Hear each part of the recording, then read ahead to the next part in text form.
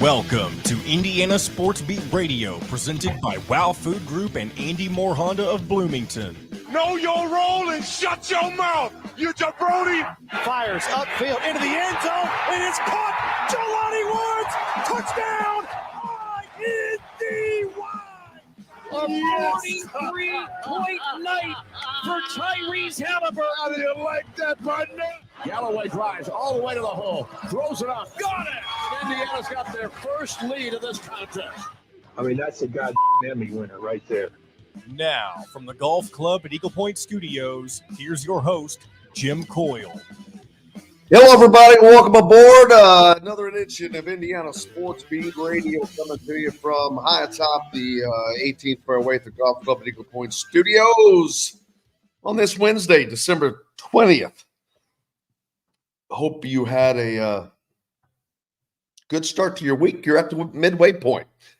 Lots to talk about today. Indiana squeaks one out barely at Assembly Hall last night against Morehead State in a game they trailed by 15 late in the game with 10 minutes to go. We'll talk about that. They win by 69-68 after Malik Renew was able to block a last-second shot attempt by the guy that scored 30 points for Morehead State.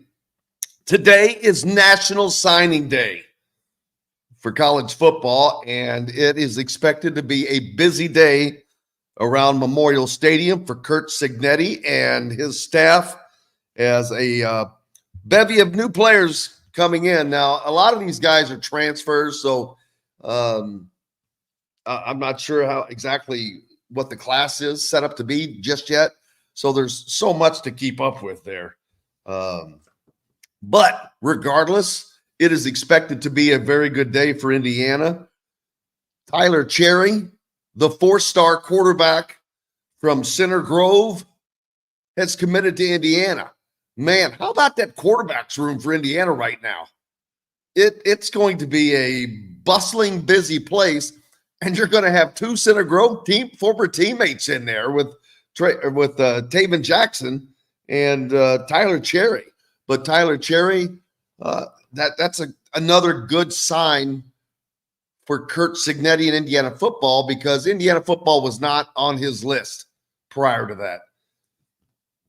So good things on the rise for there, and we will keep you informed. But you can also go to thehoosier.com, and they have a live link that will be updated all day long as things come across, because those faxes start coming in, and that's when things become official.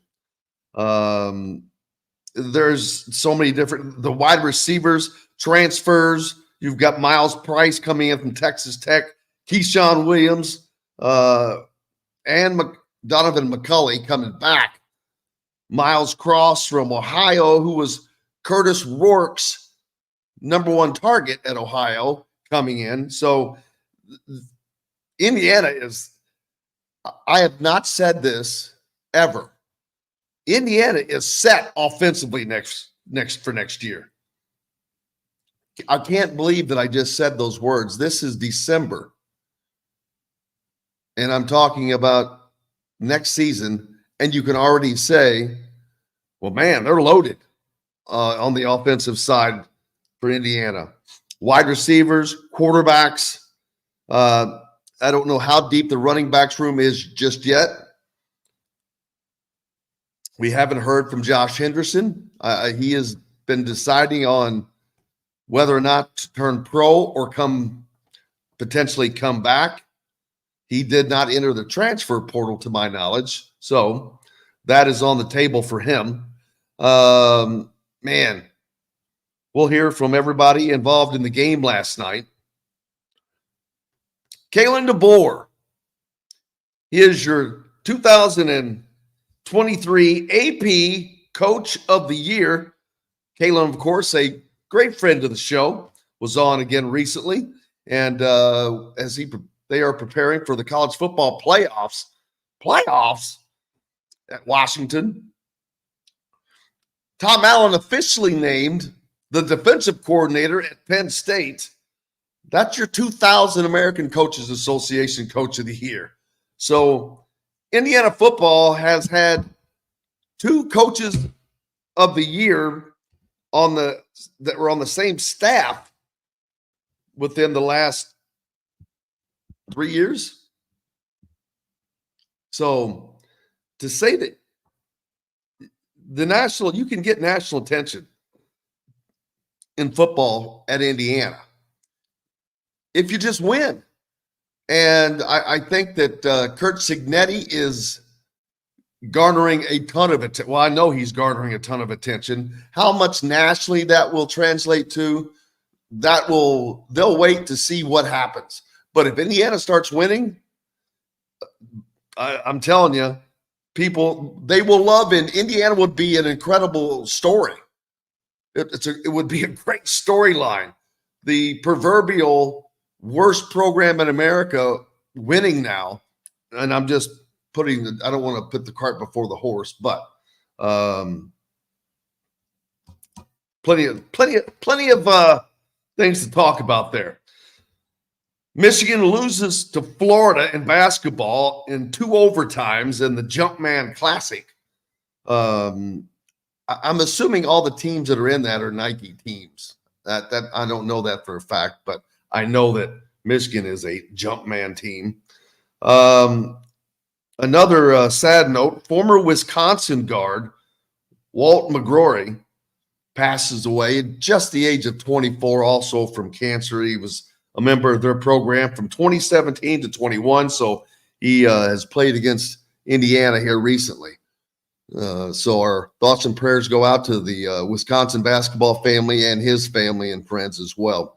Hello to everybody joining us, no matter how. If you're listening on radio on 97.7 The Ref, always the right call in Evansville, or up in Hammond, Chicago on the voice of the region, 12:30 a.m., 104.7 WJOB, or over in Fort Wayne on Fort Wayne's only sports station, 1380 The Fan. Don't forget to keep it tuned in there in Fort Wayne. You've got Caleb and Kenny in the morning, and they are giving away tickets this week. And also the Sports Rush immediately following Indiana Sports Beat Radio. Indiana Sports Beat Radio brought to you by our good friends at Andy Moore Honda. Get more to your door and just get more. Go to andymoorehonda.com. We got all that covered now. How's everybody doing? Kent on from Mount Pleasant, Michigan. Kent was just down at a game, I believe, correct? Kent, make sure that I'm right on that. Kevin in from Jeffersonville. John. Kevin, how are you, sir? Bob from Georgetown. You know, Georgetown is a little town the first town I lived in over in Indiana, in Floyd County, down there in southern Indiana. And the elementary school is one of those old, it used to be a high school. It was former high school, but a little bitty high school. But their gym is unbelievable. I grew up playing pickup basketball in that gym in the wintertime, and I didn't realize it because this predated the movie Hoosiers, but their gym is exactly like the one that Hoosiers was filmed in, right down to the paneled wood siding on the out of bounds area, where you have about a foot. There's no room out of bounds. And it's just so many similarities, but what a great old gym. Joe Hinton, the former coach at Floyd Central, started out in Georgetown, was Pat Graham's coach at Floyd Central, one of the winningest coaches in the state. But just a little trip down my memory lane there. Kent pointing out TJD had his first NBA double-double last night. I was trying to watch that game, but I couldn't hear any sound. I'll have to check on that and get all that information as well out. Last night, if you didn't get a chance to check out the post-game show with Todd Leary, it was if you would have given me $1 million and a choice of 15 games, well, they haven't even played 15 games yet. Well, they 10 and 3, right? I don't even know the exact record, but and given me a list out of their first 15 games and said, pick the one that's going to draw the most talking points. It's going to be the one that talked about the most. That's going to, our audience was, man, right up, peaking right up until the time we got off. But, and it was mostly just Todd talking about all the various things involved in the game, but beyond that, that talked about the free throw shooting. And, we all, myself included, think that a lot of that is mental, but, Todd is on the line of thinking that it's not mental. It's just pure inconsistencies in their shooting, that these guys have deficiencies in their shooting stroke, and that he's not sure that anybody's working with them on it, that anybody talks to them. Not that they don't have capable people like Jordan Hulls or Calbert Chaney, but we don't know is that something that Woody is pointing out, saying, all right, you guys, there's some intricacies in your shooting that if you could alter, your shooting would be better. And Todd is adamant that he or someone like them could just help them, because these are obvious to him, someone like him. And it's not, and he's not putting himself in this light of, I'm Mr. Fix-It. There are certain things that are noticeable by people with the right eye. Like, and he uses the reference, a swing coach in golf, which is every major golfer has a swing coach, and they are always tinkering with the swing or making sure it is the same or doing this and that. And these guys don't have that. Now, I know a lot of them play with trainers or get with trainers in the summertime, but it's not always working on the certain issues, and that doesn't make that person a shooting stroke instructor, whatever. Indiana does not shoot the ball very well, and that's not just from 3-point line; it's from the free throw line as well. So there's definitely something to what Todd's saying, but we'll get more into that later. Thank you, Jennifer. Go ahead, John Boyd. Trying to take a break. Oh, no, you're good. I'm just letting you know we can take a break here shortly. Thank you so much, Jennifer. Yeah, it was, I couldn't believe that thing went long. We went over an hour. We usually don't go quite that long, but I was like, wow, a little surprised that it went that long. John jumping on from Southern Brown County. Thank you, sir, as well. We've got lots more coming up here on Indiana Sports Beat Radio, including Dylan Sinn. Looking forward to talking about. Today is also National Signing Day, and it's going to be a lot to keep up with. We'll have Kurt Signetti tomorrow after he speaks today, but we're back with more Indiana Sports Beat Radio right after this. We'll be right back to the Golf Club at Eagle Point Studios for more Indiana Sports Beat Radio with Jim Coyle, presented by Wow Food Group and Andy Moore Honda of Bloomington. In the market. Morning, Dylan. Morning, guys. How are you? Good. Jim, I'm going to go grab my coffee real quick. I'll be right back.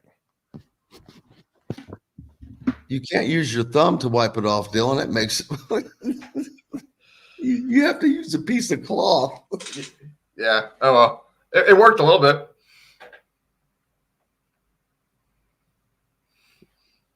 Oh, how are you, my brother? I'm good. Just trying to keep up with everything here. Yeah. Anything happened already? Well, you got one of the guys they got was transfer running back from James Madison that hadn't previously committed. So now, Are transfers signing today as well? Some of them, they can. Not all of them probably will. But Are they in the same window? Do they have to sign in the same window when you transfer? I believe so. Yes. I didn't know that. I think they might actually be able to sign basically whenever. Am I crazy? I can't. Yeah, because you're transferring schools. So as a student, whenever you can transfer, as I'm being healthy, eating hummus and carrots. How about that? Because I remember basically every year they have like the teams basically tweet out transfer recruits the same day they do on the high school ones, but I don't know what the rules exactly are. Do you have time to do 2 segments today? Sure. There's so much to unpack, basketball and football. Sure. We'll split up this, these 40 minutes then. We'll talk first about basketball in the game last night. Okay. Dylan, you've been a hardworking dude, haven't you? You've been going to Indiana, then to Indianapolis, then to. When is Indy? I always say that. Oh yeah, always. He's the second hardest man in Indiana media. That's right. Who's the hardest? Kyle. Our next guest. Yeah, on the same day. That's right. Kyle Neddenriep. I give it to Kyle every day and twice on Sunday. And as a matter of fact, I voted for him for the Sports Writer of the Year for Indiana.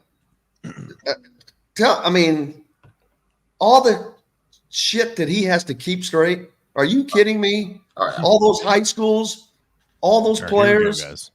Just a couple seconds. 0, the golf club at Eagle Point in Bloomington. This segment is brought to you by the Chop Shop, home of the Indiana football and men's basketball coaches shows. Now back to the golf club at Eagle Point Studios for more Indiana Sports Beat Radio with Jim Coyle, presented by Wow Food Group and Andy Moore Honda of Bloomington. Welcome back, Indiana Sports Beat Radio here on this December day. It's the 20th and 5 days away from Christmas. Merry Christmas. Dylan Sinn joins us from the Fort Wayne Journal-Gazette. Merry Christmas to you and yours, Dylan.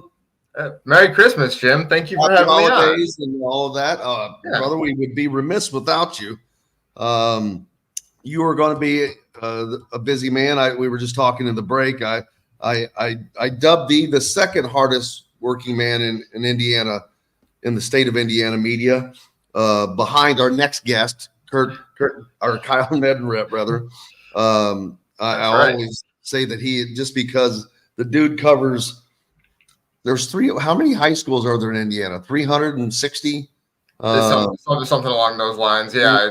No, he doesn't cover every single one of them, but let me tell you, he does a damn good job of covering a high percentage of them in one way or another. Just keeping up with Indianapolis high school is tough, as I know you cover Fort Wayne High School, which is a job in and of itself. So, but I don't want to get too far off the topic. Last night, Indiana basketball taking on a Morehead State team that I'm not saying should have been an easy win, because today in college basketball, there may be lopsided scores, but I'm never going to say anything's an easy win, just because we've seen college basketball has really risen the tide of the waters equaling and leveling out across the sport with the transfer portal. So, but last night's game was way too much exciting than Indiana fans wanted or expected, or that there should have been. A very, very poor first half of play, Dylan, especially from Indiana starters. They combined, I thought it was 14, but Todd corrected me, said they combined for 12 first half points. Yeah. 12. No, I mean, I said it at halftime. Look, Anthony Walker saved IU last night. If Anthony Walker had not played the way he did, that game would have been not only would IU have lost, they would have gotten blown out. Like it was incredible. They were on their way. They were on Yes. their way to getting blown out. They were down Yes. 15. Yes, and no, it was the Anthony Walker show. 18 points and 9 rebounds, and Mike Woodson said it, the best game he's played at Indiana, the best game he's played, period, for about 3 years now. Tied a career high for him. Yeah, and a career high that was set in December of 2020. That tells you how long he's been around college basketball. But yes, it was not a good effort. Yeah, I think what we saw was, you said no win should be easy, of course, but Indiana played the way Indiana should have played for the final 8 minutes of the game, right? They went on a 20-2 run, and it didn't look like they really broke a sweat doing it, right? Like it didn't look like it was that difficult for them to pull off. It looked like they basically said, okay, well, I guess we got to start playing now. And they did, and they won. That's not how you want to play basketball. And I mean, they said the right things after the game about how that shouldn't happen. Like they shouldn't come out flat like that. They shouldn't need to do that. And Anthony Walker said it won't happen again. Trust me. And Anthony Walker. I think Anthony Walker is a more important leader on this team than people realize. Despite the fact that this is his first year here and he's not a starter, he seems like a pretty important voice in that locker room. So my guess is that he is going to light a fire under some people last night and today. And you would like to think they come out with a better effort against North Alabama tomorrow. A North Alabama team is on a very similar level to Morehead State. Those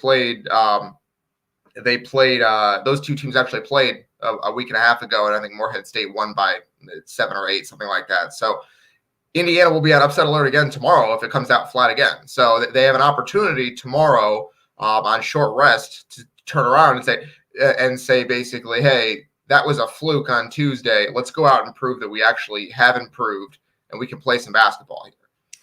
I'm looking at the first half stats right now, and it's brutal. It's brutal. I don't even know. I'm like, how is this possible?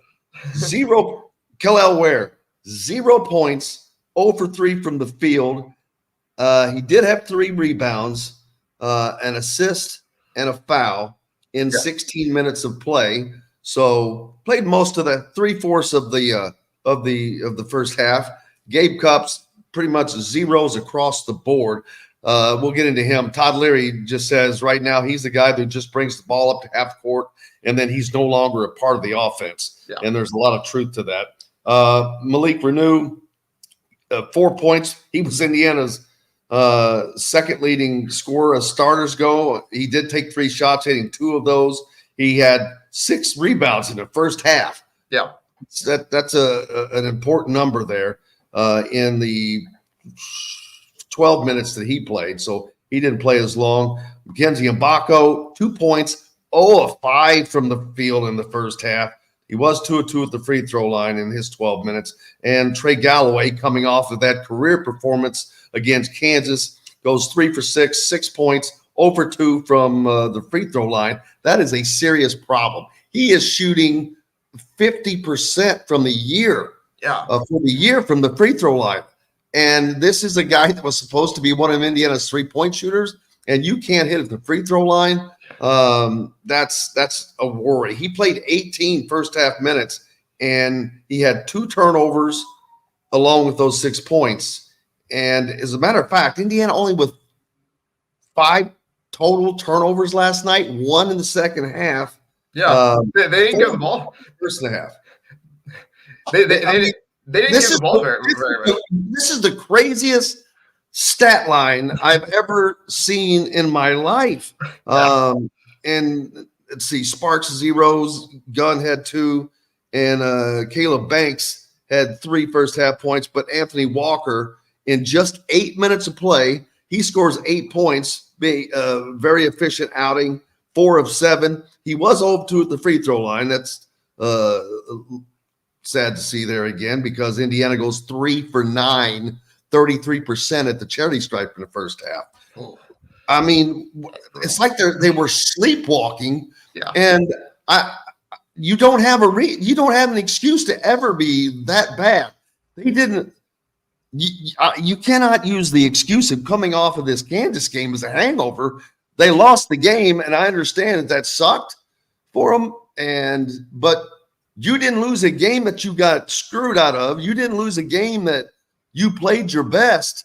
So there's nothing to me. You can only have a hangover when you go all out, you give everything, and you do about everything as right as you can, and then you lose. That's hard to take. But they didn't play well. They turned the ball over too much against Kansas and missed too many free throws. Very simple math.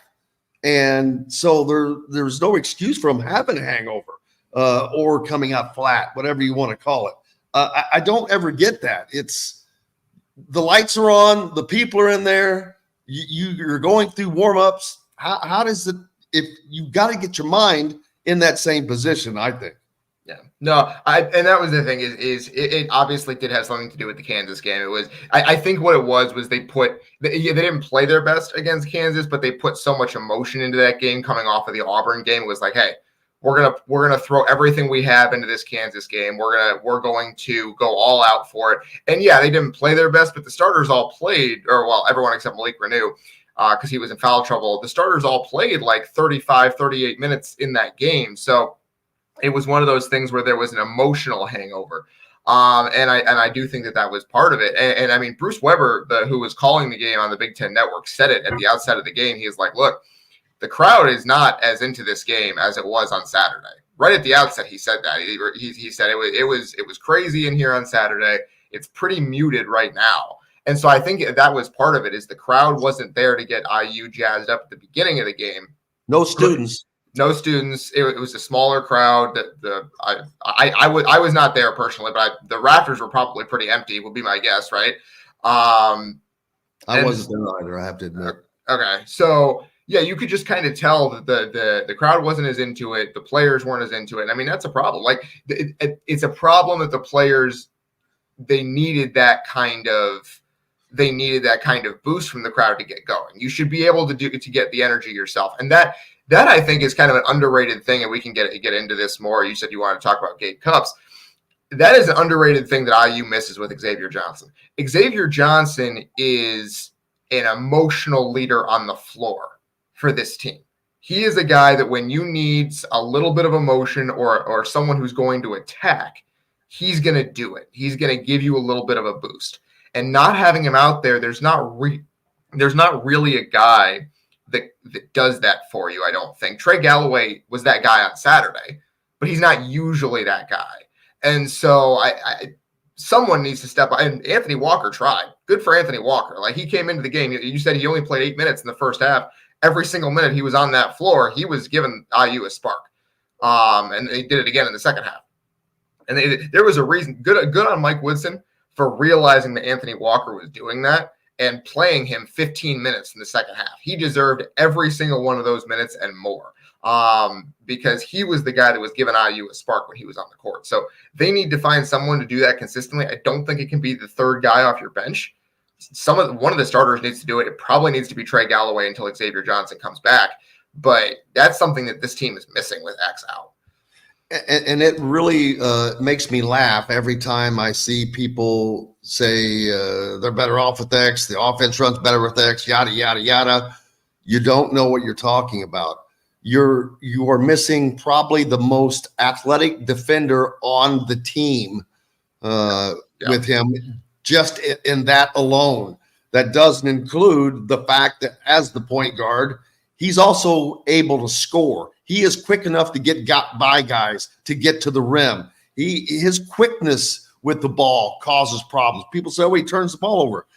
He doesn't turn the ball over any more than anybody else. But when you do turn a ball over, like Todd Leary was pointing out last night, if you have the ball in your hands that much, you're going to turn the ball over some, especially when you're really trying to push it. Anybody can have 0 turnovers when you come up the floor and never touch the ball again after half the court line. And I'm not blaming Gabe Cups for that. He's just not an integrated part of this offense. And you can look at the shots that he doesn't take, I should say. You cannot have a position as important as the point guard and just get no scoring out of him, nothing.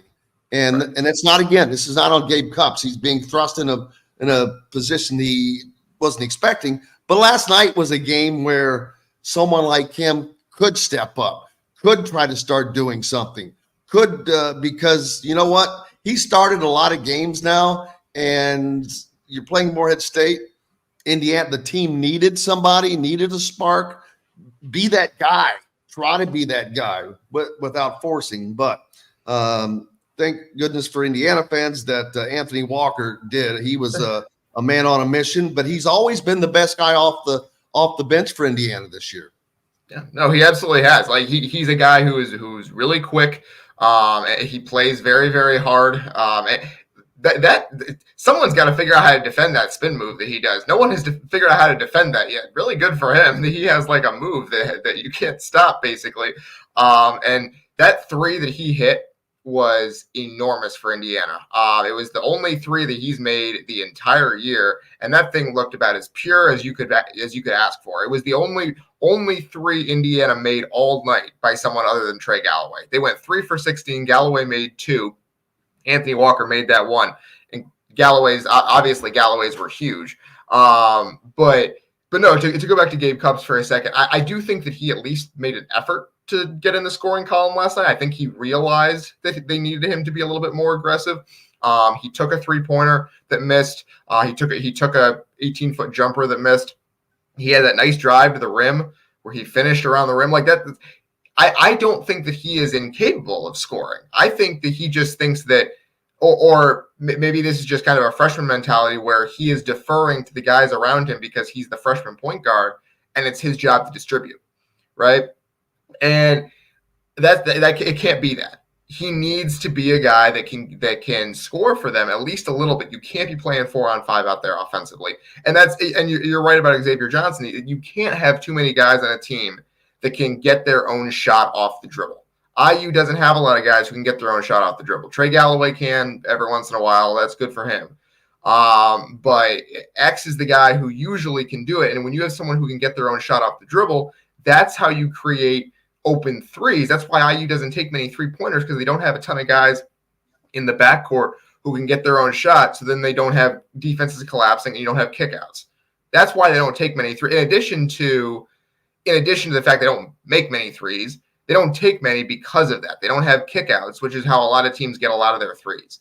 So, yeah, Gabe Cupps needs to be more aggressive. I think Mike Woodson is telling him that.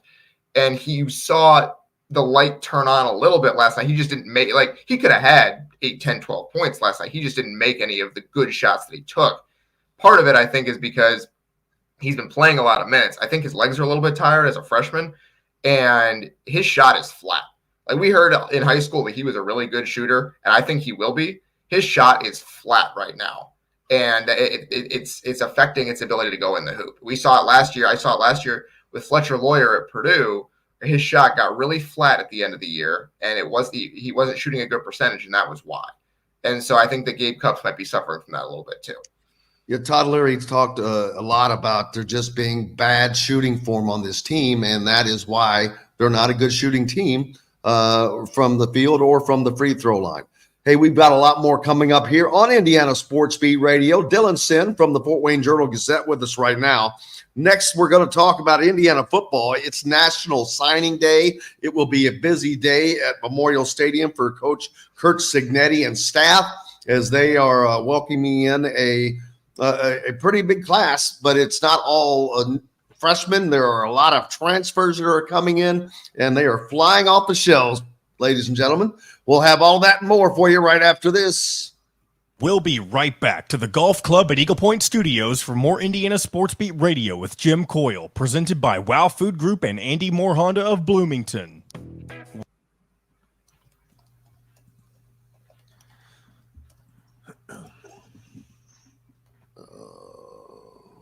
Dr. Drew Walker. Yeah, Walker does. Hey, I know he doesn't because Woody has not shown, and I don't get this. I don't understand coaches that just have the same lineup no matter what. Archie Miller did that, and it drove me insane. They would be coming out of a half in which an Anthony Walker would have had a first half like that, and Anthony Walker wouldn't have been in the lineup to start, which I doubt that he was in the second half of the Moorhead game. I'll have to go back and look, but he wasn't in the lineup, but he played 15 minutes in that second half. Mike Woodson knew where his bread was buttered in that game. Well, it didn't take long to get him in there, but I don't understand. Why not give him a start? You know what I'm saying? But I guess he wants to stick with the chemistry, but that chemistry wasn't working. Sometimes you break things up just to get it, to shake it up. I mean, you just got to do it different sometimes, I think, but that's me. In fairness to him, they came out of the second half pretty strong. Like the only part of the second half they didn't play well was kind of like that 5-minute stretch from like 13 minutes to 8 minutes. But they played the first 7 minutes and the last 8 minutes were really strong. The last 8 minits, a 20-4 run. Yeah. It was really 17 impressive. Straight points. I didn't even talk about that. Again, it didn't seem like it was really that hard either. Like, why didn't they? I mean, I know why. It's because they weren't all there mentally. But like, why didn't you do that the entire game? It didn't seem like it was that difficult. They were getting anything they wanted in terms of shots. And they were either forcing, and I'm gonna have to say forcing because it's happened too often. They were forcing Moorhead State to a point that I think they missed 9 straight shots. Yeah. Now I will say Moorhead missed some open shots during that stretch. Like the shots they had made during the previous portion of the game, they missed. And that was a part of it. Moorhead State just went cold. And sometimes when you shoot a lot of threes, you go cold. So at least IU doesn't have that problem. They're always cold. Let's see. And for everybody that's talking about Indiana moving on from Woodson, Woodson's not going anywhere. No. Damn it, Why is that even something people are bringing up? I have no idea because they just this is the Tom Allen syndrome. They just gave him an extension and a raise. This isn't even in that realm, in my opinion. Like, no. Tom Allen had terrible seasons. This is year 3, and he hasn't had a losing season. He's saying that because they just fired Tom Allen, people are in the mood for firing. I think. Just a couple seconds, guys. Here we go. You're making the right choice with Garnish Catering. Visit garnishcatering.com. That's garnishcatering.com. Garnish Catering is a proud partner of Wow Food Group. This segment is brought to you by Remax Advanced Realty, Indie Home Pros team by Cheryl Sizemore.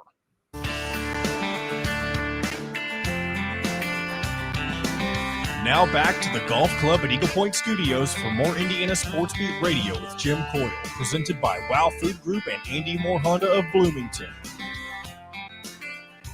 Hey, welcome back. Indiana Sports Beat Radio here on this December day, the 20th, 5 days out from Christmas. For those of you celebrating, Merry Xmas.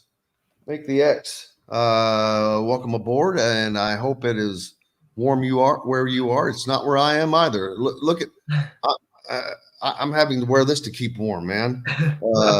Chilly, but it is a big football day in America in college football, and I can honestly tell you, in all of my years of being a journalist, a reporter, this is not counting really during my time as a student when Bill Mallory's there, because Indiana did have a buzz back in the mid 80s with Bill Mallory, and had there been social media and all that, it would have been pretty big, because you had a Heisman Trophy contender, Anthony Thompson, who should have won the Heisman. You beat Ohio State 2 years in a row. You beat Michigan. You get that monkey off your back. So there would have been such a buzz then, but there has never been a fan buzz that I've seen, and much less on social media, than there is right now for Indiana football. Things that I will put out on social media, pass along, getting 4, 5, 6 times the reaction, the reception. People are into it. And man, Indiana football has been a laughing stock, Dylan. And if Kurt Cignetti can put together a bowl achieving team next year, these fans are going to go nuts, because that means they're probably going to be even in games that they're losing, that they lose. Of course, you don't expect to go 12-0. So, but it just makes it the excitement. I've not seen it to this level. One of I sent out the tweet of when he recorded him saying his big introduction where he says, Purdue sucks and Michigan State, and then he got such a reaction. I don't know if he planned on saying Michigan and Ohio State do too, but such a reaction from saying that about Purdue. He just threw Ohio State, Michigan in, but that was the biggest tweet I think I'd ever had, minus the Bob Knight thing. And for that to be football boggles my mind. Yeah. No, I mean, based on the way this offseason is going, the first couple of games at Memorial Stadium next year are going to be exciting, like actually genuinely exciting for the first time since like late 2019 and like maybe even before that. You're right about the excitement. I mean, I'm an IU alum. I went there. I got there in the fall of 2012. So right near the beginning of the Kevin Wilson era. And yeah, it's never been anything close to this in terms of people think that IU is actually doing something, right? Like Tom Allen had moments where it was like, oh, they're moving up in the world, right? That was, to me, that was happenstance. Tom Allen I love Tom, but that was not a position he was ready for. But he got really lucky with getting Kalen DeBoer to come in, and then him selecting Kane Womack was added to that. And right then he had what he needed to succeed. Yeah, there was that off season. There were a couple moments in the off season between 2020 and 2021 where they were coming off the 2020 season. They got the commitments from the McCulloughs. Remember, they got the commitment from Deshaun McCullough. They got the commitment from Dan McCullough, and it was like, oh, this might be something. And then, like 3 minutes into the Iowa game, it was clear, like, nope, we were wrong. Sorry. I will never forget because I traveled to that game in Iowa City, and we all went there in the media corps thinking Indiana's going to win this game. This is going to be a start of a great year for Indiana. And you talk about getting punched in the mouth. I mean, the old Mike Tyson saying, everybody has a plan until you get punched in the mouth. Yeah. And that's exactly what happened to Indiana. And we were like, whoa, wait a minute. What's going on with this team? Yeah. And so that it was a very brief moment. And like, thankfully, I guess for Curt Cignetti, I don't think that's going to happen this year because IU starts the season with Florida International. I guess if they do lose that game, I guess all of this goes away real quick, right? I don't think that will happen. I do think that Indiana is bringing some serious talent into the program in a way that we haven't seen for quite a while. And we can talk about it now. I mean, Tyler Cherry is a dude. Tyler Cherry is a real live player. That's a great land, a 4-star quarterback. Absolutely. And by the way, like, look, everything that IU is feeling right now, Michigan State is also feeling. By the way, it's Jonathan Smith has come in and done basically the same thing at Michigan State, where he's gotten guys that they're excited about. He's really reinvigorated that program after a really tough couple of years for them. And so to get Tyler Cherry away from Michigan State, because that was the final two, was IU and Michigan State. So two programs that have a lot of momentum. And to get him away from Michigan State is a really big deal too, because those are kind of the waters that I think Curt Cignetti wants to be swimming in, is recruiting with the Michigan States of the world. You're never going to recruit with the Ohio States and the Michigans. But you can recruit a good staff at IU can recruit with Michigan State. It can recruit with Nebraska. You know, those teams, IU can say, we can compete with those guys, especially for kids inside inside the state, right? Like IU has never done great in Indiana, but it's done okay. And so to go get one of the best players from Indiana in the class, that's really big. And it's not just recruiting. Like Curt Cignetti has said that he doesn't care about recruiting rankings, and he shouldn't. But you should trust your eye as a football coach. But the recruiting rankings are backed up by Tyler Cherry's play at Center Grove. He was outstanding this season. He's really, really good. He completed 71% of his passes this year. That's unheard of for a high school player. And it's not like they were dinking and dunking either. Like, obviously they have talent there, so he's throwing to some good receivers. But man, he's a good player. I don't think he's going to start this year because you brought in Curtis Rourke to do that.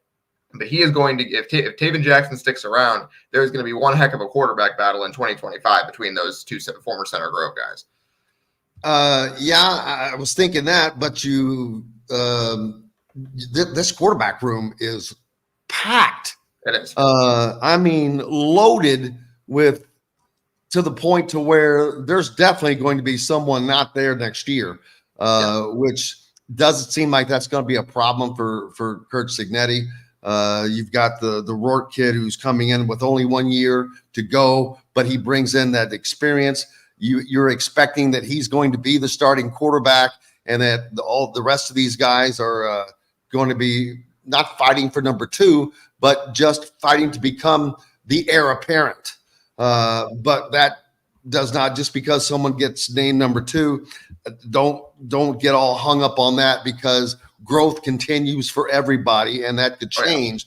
But I agree with everything you said, that, man, who's going to be that quarterback 2 years from now? The fact that we're even talking about that, again, blows my mind. We're sitting here talking about who's going to be in, which one of these guys are going to be Indiana's quarterback in 2 years. And I'm like, what the hell? Were we in a time warp? But that's what's going on. And to be able to do that quickly shows you why Kurt Signetti was a good hire. Now, does he go out and win these games? We're going to have to wait and see. But simply by looking at what is going on right now, that's where you have to, I think, be of the opinion that Signetti was a good hire, because of the buzz that's going on, the recruiting the job that he is doing. Tally Cherry was not coming to Indiana prior to Kurt Signetti getting this job. Indiana was not even on his list, to my knowledge. They weren't on his choices. But the fact that he's able to do all that says everything. Yeah, no, absolutely. I mean, he was like, that's the thing. It's Tyler Cherry is kind of like a Mackenzie Mbaka or Malik Renew, where he was committed elsewhere. He was committed to Duke. Mike Elko leaves Duke to become the Texas A&M coach. He decommits, and good for Kurt Signetti for realizing, hey, there's an opening here. There is a chance for me to go get a guy, a real live guy. And he went and got him. Like, it's the same thing that Mike Woodson has done the last 3 off seasons with like the late committing 5-star. And so, it's a huge deal. Kurt Signetti is the first coach at IU that I can remember that didn't think it's going to be a slow build. He didn't come in saying that we're going to do this slowly, step by step, piece by piece. Maybe 4 or 5 years from now, we'll have it going. And like, he has a process and a process he believes in. Don't get me wrong, but he wants to win. He doesn't think it's going to take 4 or 5 years to get there. He thinks he can do it relatively quickly, and he thinks he and Kevin Will think of it this way: Kevin Wilson came to IU thinking he was going to build the program into 6, 7, 8 wins and then go get a big job, because he was the offensive coordinator at Oklahoma. He clearly wanted to be a big time head coach in college football, and he thought getting IU to 6, 7, 8 wins was the path to becoming a big time coach. Kurt Signetti thinks that IU can not only get 6, 7, 8, but can do more than that, and he plans to stick around for that, it seems like. Now, maybe when he's 66 years old, he runs off and becomes the head coach at Ohio State. And honestly, if Ohio State is going to hire away from IU, I wouldn't blame him. Good for Kurt Signetti. You did your time. Go for it. If you're 66 years old and want to take that on, go ahead. I don't think that's going to happen. I think that they probably have their guy for the foreseeable future, which is why people were concerned about his age. I actually think you can spin his age into kind of a positive, because he's not going to leave in 4 years if he's got the program going a little bit. He's not going to take that next step probably, because he is that age where it's like you're looking for a place where you can finish out.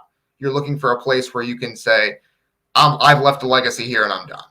And so I think that he sees IU as that kind of job and is going to build with that in mind. And so I really do think that he has a plan here that he is executing step by step.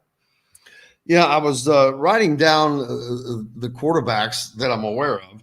You've, of course, Taven Jackson in the house there, but you've got Alberto Mendoza, who flipped, and a Miami, a Florida quarterback not the university, from Columbus High School, I believe. But you've got Tyler Cherry, the 4-star from Center Grove, and you've got Curtis Rourke from Ohio in that quarterback's room. That is, man, without knowing that one of these guys are going to be like an NFL type guy, whether it's Trent Green or Nate Sudfeld, this has to be one of the most talented quarterback rooms Indiana has ever had at one time.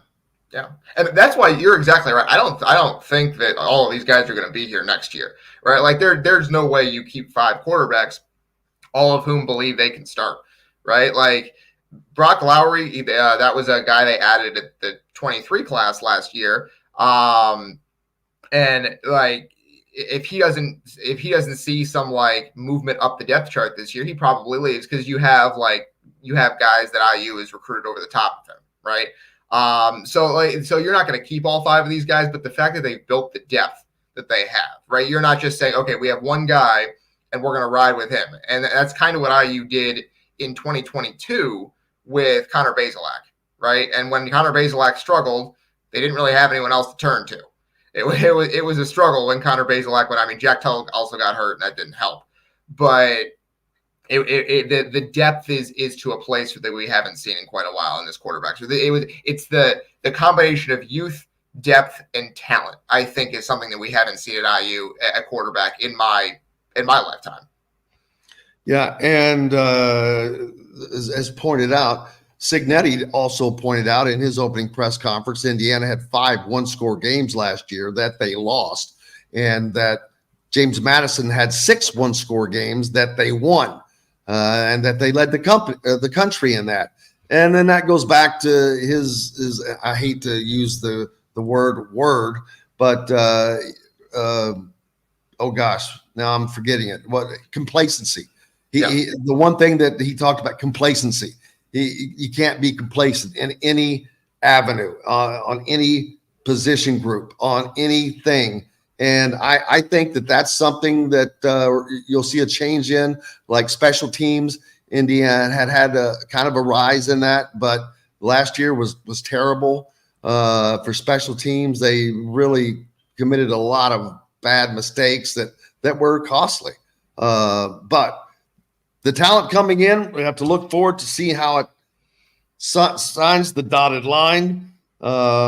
But it's expecting to be a massive day in Indiana football history in regards to where their future goes, especially as we look forward to a new Big Ten.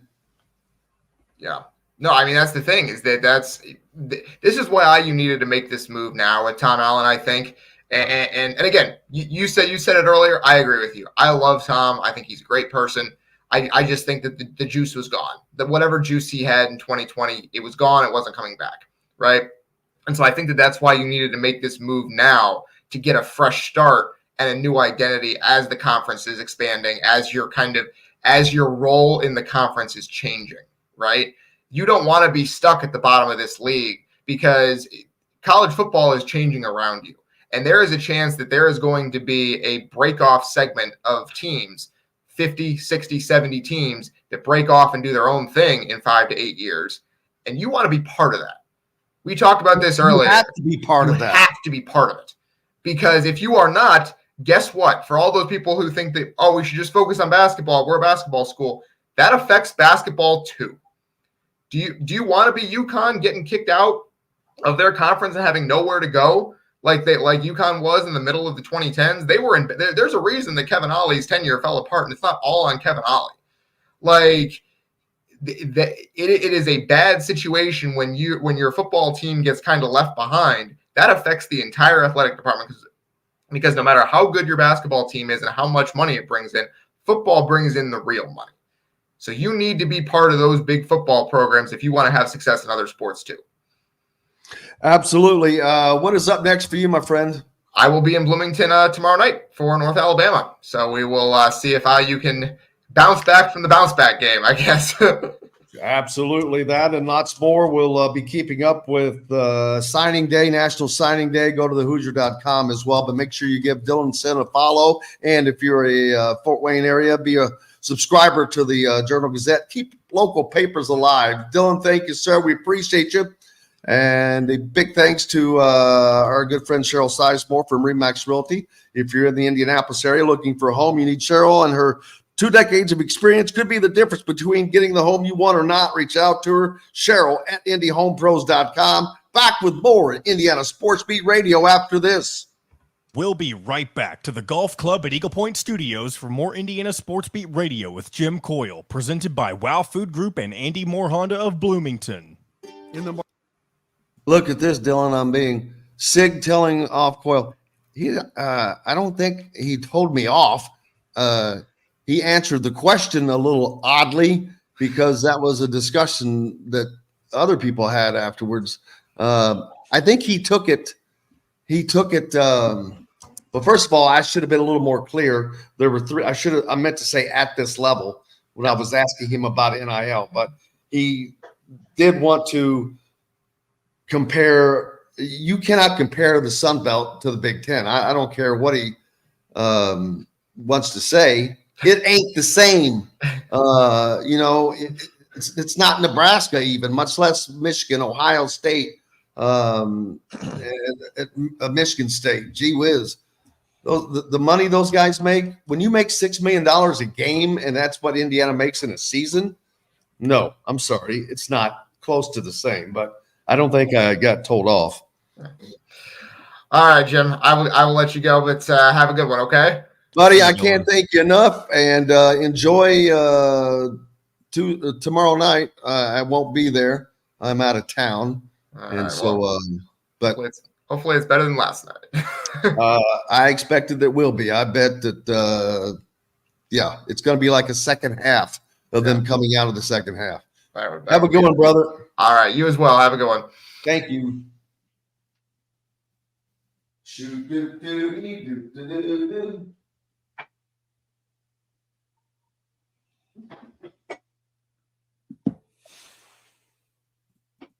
Like the conversation going on there in the chat room.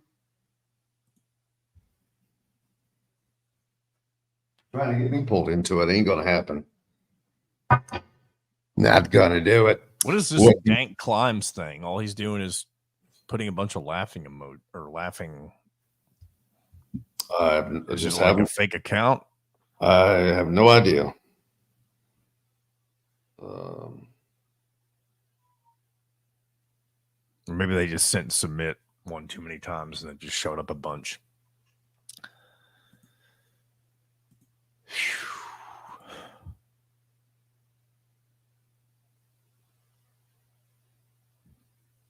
Kyle, I believe, will be on shortly. I reached out to him.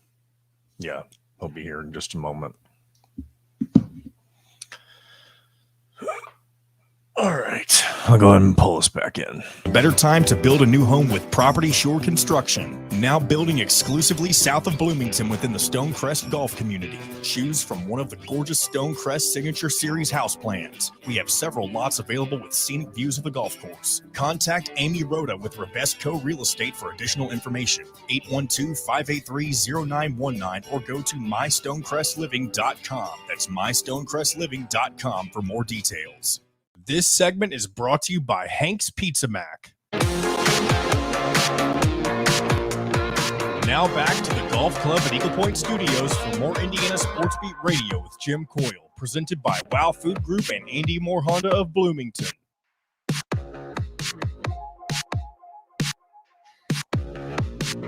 How's everybody doing? Welcome back to Indiana Sports Beat Radio on this Wednesday. It is college football national signing day. Go to thehoosier.com to stay up to date on all that is flying for the Hoosiers. Doug sent a video clip that I just looked at. It showed at I think that was in Indiana's run at part of their run last night that Morehead State put the ball in play twice on the same play. A guy stepped across the line, put it in play to a guy who then stepped out and put it back in play again. Just one of those odd little things. But I think that was in the midst of IU's run, so it certainly didn't help them any. To keep up with the National Signing Day, make sure you go to thehoosier.com. There's a live blog there. Kurt Signetti and his new staff have, like I said, worked tirelessly to sign their Hoosiers first class with their name and impact on it. Wednesday, Indiana is able to make many of its commitments official. In turn, Indiana can officially recognize these people. They can talk about them because until they are signed, a coach can't mention them, can't talk about them. And we will certainly watch those as they come in. National letters of intent tie you to a school at least. So you have that. But we welcome in Kyle Neddenriep from the Indy Star. And make sure you're following Kyle to keep up with, as I mentioned before, when Dylan was with us, I knighted Dylan the second hardest working man in Indiana sports, Kyle, but Kyle Neddenriep always the busiest man in Indiana sports. And I said, I can't take that title away from Kyle, baby. I said, he's got it and always will. National Letter of Intent Day today, which is a college thing, of course, but a lot of Indiana guys involved, and probably none bigger right now than Tyler Cherry, the 4-star quarterback from Center Grove, who had already committed elsewhere to Duke, and Kurt Signetti, after getting the job and the job change at Duke, was able to land Tyler Cherry. I guess once they get the letter of intent, but he committed to Indiana on yesterday. That's a gigantic win, Kyle, because Indiana does not usually get these kind of guys from the state. Well, yeah, they didn't win the first time around with Tyler Cherry, so it didn't. He was headed to Duke, so kind of a fortunate turn of events, at least for IU fans' sake, is that Mike Elko got the Texas A&M job. Otherwise, he's headed to Duke, I'm sure, no doubt. And that when he committed to Duke, he had some really good offers that had just come in. Actually, Penn State had offered him right around that time when he committed to Duke. He had, I can't remember everybody he had at the time, but he had a lot of really good offers, including IU. I think IU was actually the first school that offered him back probably almost a year ago now. But he, obviously there was coaching change there. That sort of opens the door. Michigan State and IU basically became the two schools along with Duke that he was looking at.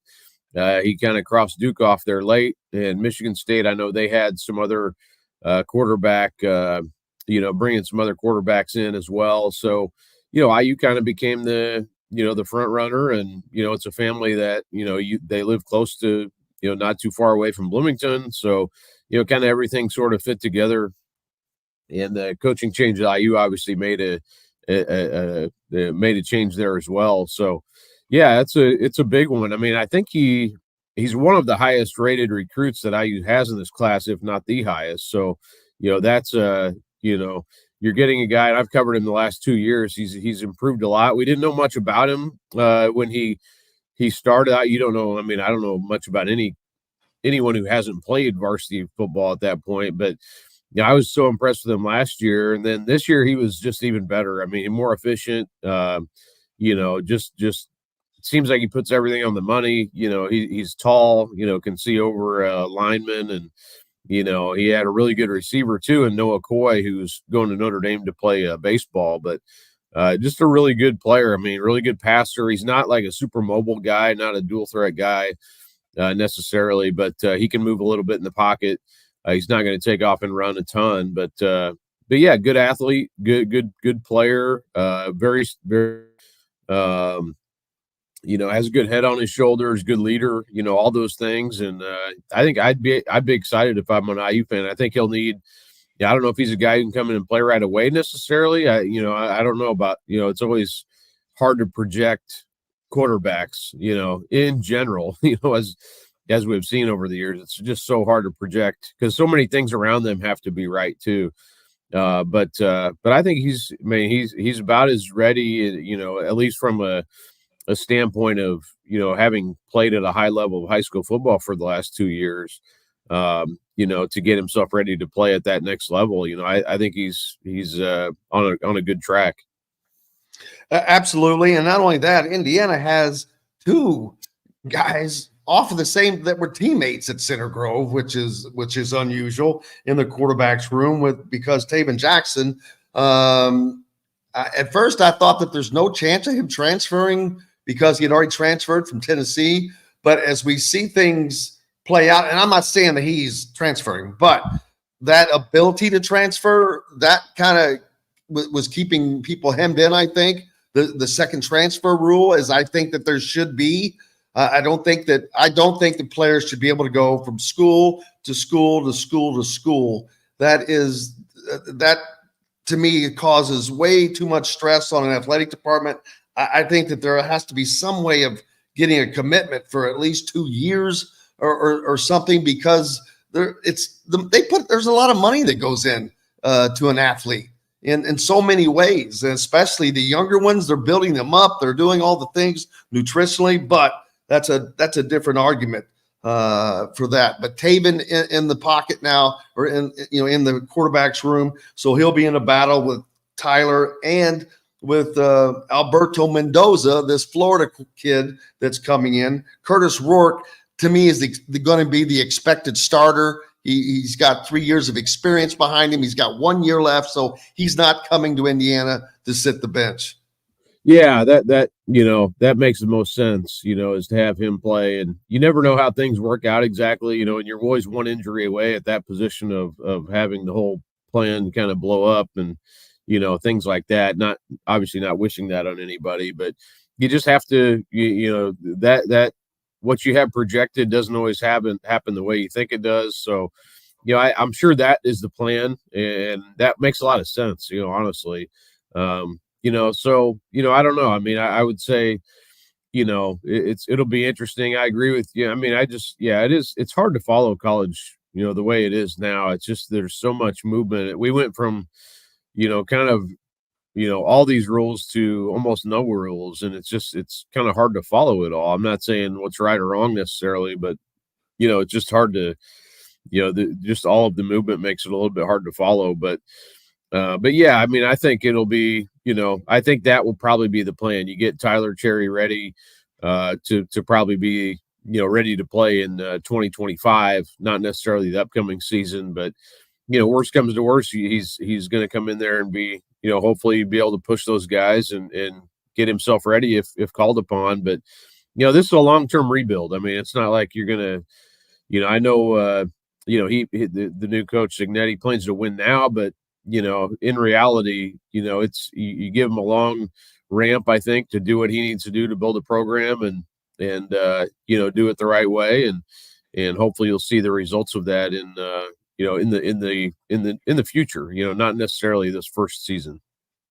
Well, but I'm not surprised. Indiana has 8 home games on the schedule, so that is a great benefit to them. They got rid of Louisville off the schedule, so that goes back. I call it the old Bill Mallory days scheduling, where they had it always have the 3-0 start because you have the 3 non-con games, but actually it's split up a little bit for Indiana next year. They get their first 2 non-con games at home, then they travel to the Rose Bowl to take on UCLA before coming back. But who knows what goes on with UCLA? But they just won a bowl game, and so that's going to be a tough game no matter what. And they'll probably be reloading as well. But Alberto Mendoza, this kid coming up, Tyler Cherry, Taven Jackson, all going to be battling. Mendoza and Tyler Cherry, obviously freshman. Taven Jackson is going to be in his 3rd year as a college quarterback. If he doesn't get the backup role, he's a guy that I could see transferring out, because there would be no reason to stick around really, unless he wanted to stay close to home.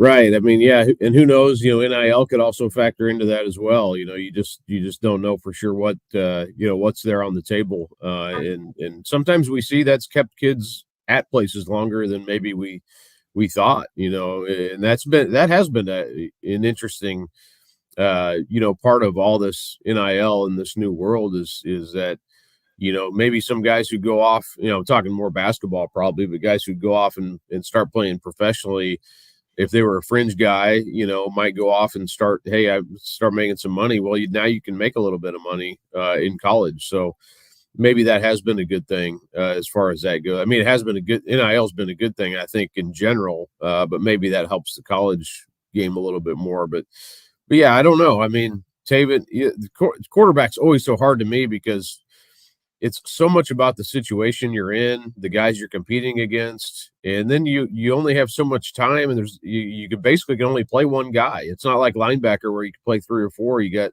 quarterbacks one spot, and so a lot of times just, man, I mean, if you're going to go, I think people need to be smart coming into college anymore. And we saw, and it is interesting too, like with Nebraska getting the Raiola guy from Georgia, he wants to go in and play, I'm sure. So, and you don't know if you go into Georgia if you're going to play. So, that's another thing too. It's like quarterbacks, especially if you're a 5-star or whatever, you want to play right away. So you want to go into a spot where you can play because that clock's ticking, once you get there. So yeah, quarterbacks to me, I've said a few years ago, it's like I've stopped trying to figure out like how good these guys are going to be in college because I've been wrong.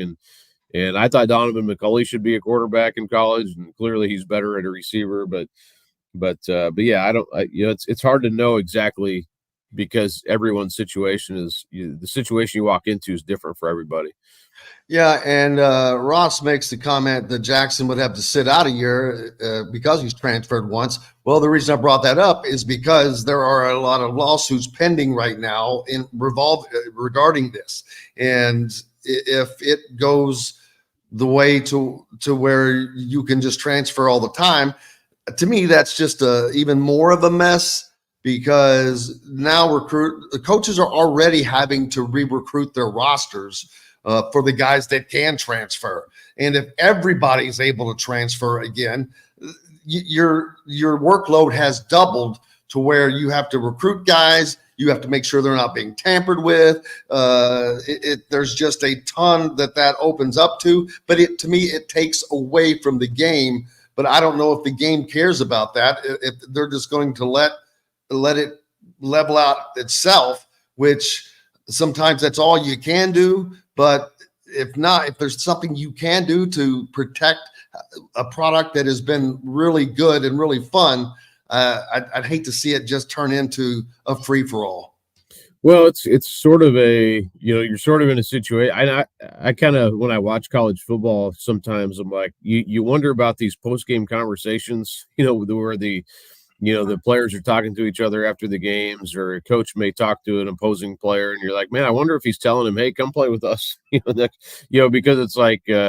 It's almost like a minor league system anymore where, if you're a guy, go ahead and have a great season at Ball State or, Indiana State, you're almost playing in your way up to another level potentially. And, it kind of always was that way a little bit, I guess, but it just seems to be more so that way now for sure. And I'm not saying, again, I don't know if that's right or wrong or indifferent, but just it is, I mean, the freedom of movement has allowed it to kind of change, and I can't, obviously there's tampering, it's just a matter of, which that's gone on probably forever anyway.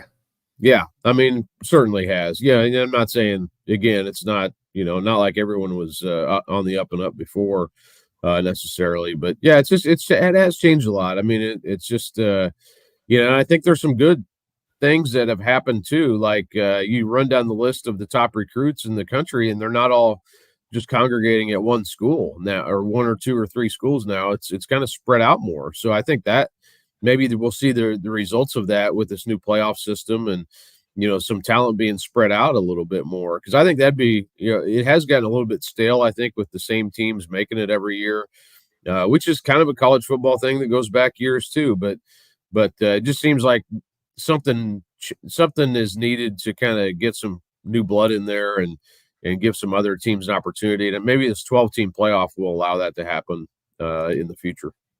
That'll be a lot more fun to watch, especially with what we saw this year. But getting back to Tyler Cherry, not him so much as Indiana now landing a recruit like that at that level. And again, like they were not getting those guys. They lose them to Columbus and Ann Arbor and those places a lot of the time. Do you see what's it going to take for Indiana to break through that ceiling? Because this is a major get. It is. Yeah. And I think, these next few months will be interesting for IU recruiting. I mean, can you go out and get, some of the other top guys, there, I had a list of potential Mr. Football players for next year that ran the other day. And I'm not saying all those guys are on that list for IU necessarily, but I mean, we've always said, can you win those battles with Ohio State and Notre Dame that typically that's where the top guys in the state go. Not all of them, of course, but if I always say if Ohio State offers you and you're an Indiana guy, the success rate is extremely high, and IU doesn't win many of those over the years. So, that'll be telling, I think. And I think always the first part of a coach's tenure, like I said, you may not, who knows what the record is this coming year, but I think you need to start winning some of those recruiting battles to get some momentum going. And you have some cachet coming in as a new coach and everyone's excited and you want to cash in on that. And they did this with Cherry. I mean, that's a huge win, recruiting win. It's a good PR win. He's in your backyard. He's a former state champion. All those things. So that from a PR standpoint, that's like saying, okay, we got our guy who's in our backyard and look out. So that's a great momentum victory for that coaching staff. So yeah, it's just a matter of stacking those recruiting wins together and, building some momentum. And I think a quarterback, honestly is probably bigger that way than most positions, just because guys like, running backs, receivers, and offensive linemen, they look at who the quarterback's going to be, and then he can kind of go out and recruit other players as well. And getting Donovan McCulley back from the transfer portal, among others, but Donovan McCulley, another local product that was set to leave, but they got him back out of the transfer portal, and he's going to be staying. That also says a lot about what this coaching staff is doing. Yeah, great point. Because that may be bigger than anyone they signed today is bringing back Donovan. He could have gone anywhere he wanted to go. Yeah, he was. And I talked to his coach a couple of weeks ago, and he wasn't ruling out that he could come back to IU, but he had some really good options out there. I mean, he was, he could have gone to UCLA, or he had a lot of opportunities out there. What are some of the ones that you know of? Gosh, I can't remember exactly. I know Michigan was involved. UCLA, I know, had offered him, and yeah, I mean, there was some good. I have to go back and look at that, but he had some good opportunities there that he passed up. And it when I talked to his high school coach, it didn't sound like he was necessarily ruling out IU, but I am a little bit surprised he ended up going that route, and it kind of shows you, IU's making making headway. But yeah, great point, because that's about as big as it gets there to bring him back into the fold. Yeah, and it's going to be interesting to see how that continues to mesh. What is up for you? I know you've got a lot going on. Do you do anything in regards to the Indiana kids and this signing day? Yeah, we actually, we have a list going. We also, I reached out to Kobe Martin, who's in that recruiting class at IU, and he wrote a little why I committed story that's up now this morning. Appreciate him doing that for us. And then also Ian Moore at New Pal.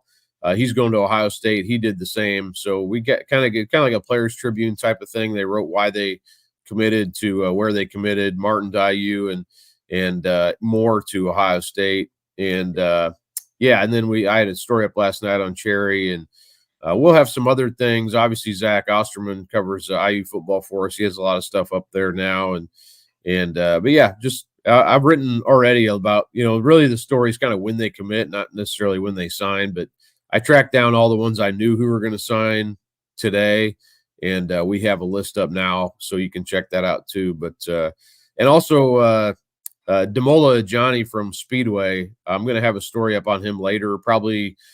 I don't know if it'll be today or tomorrow morning, but I'm going to go out and talk to him today. He's also in the fold for IU as an offensive lineman. So he has an interesting background, and looking forward to talking to him a little bit more today. And funny you say that, because linemen are probably one of the position groups that they lose the most players out of in this state, because when you have a really good one, man, Ohio State comes calling and they're gone, or whomever it is. And to have someone, they've been in the finals with a couple of guys, but landing that big time lineman, that will to me send a big sign that there is being a change with what Indiana football is looked at. Yeah, those guys are the lifeblood of your program for sure. Offensive line, defensive line. Them, if you can get a defensive end, those guys are like, they're hard to find. Those to me, those are the toughest to get. Or the offensive line. If you can get a guy, you can develop and bring along. It's got the size and the skill and the ability. You can build an offensive line. The defensive line is hard, man. I mean, those guys, they have so many great options. And I don't know, defensive end might even be a higher NIL. I'd be curious to know like what like a 5-star defensive end, like those rusher. Yeah, man, those guys are so valuable to your team. Those are almost as big as quarterbacks to me. I mean, I've always been believe that, but yeah, I mean, if you can start getting these offensive linemen, and then Johnny will be, I think, a good one. You got also Evan Lawrence from Danville coming in, 6'7", he was kind of an under the radar guy, and his recruiting ranking has shot up some. Really good athlete, basketball player. I think he's going to be really, potentially, I think he's got the ability to be a really good player for IU as well. So, those are some big ones. Styles Prescott is going to Notre Dame. He's again another big time offensive lineman from Hamilton Southeastern, and then of course Ian Moore going to Ohio State. So those guys are going obviously to the big programs that dominate recruiting around here. So you got to try to start winning some of those battles as well. Absolutely, and it's going to be fun to watch this thing turn around. Cal Neddenriep from the Indy Star, cannot thank you enough, brother. Appreciate you, and go enjoy the busy day. Will do. Thanks, Jim.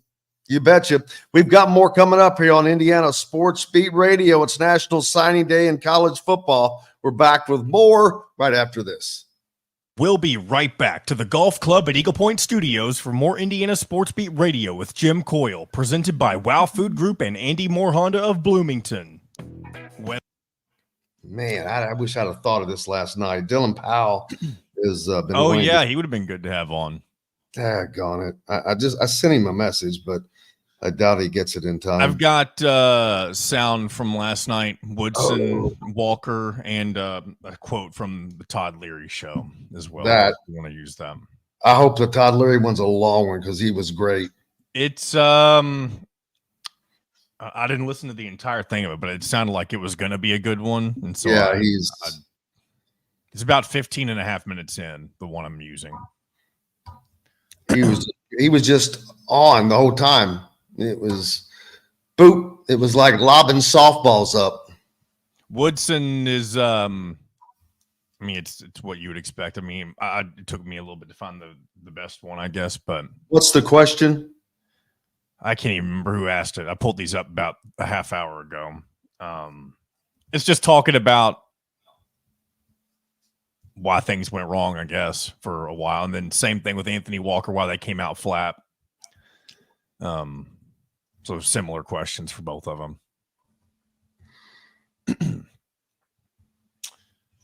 We'll see.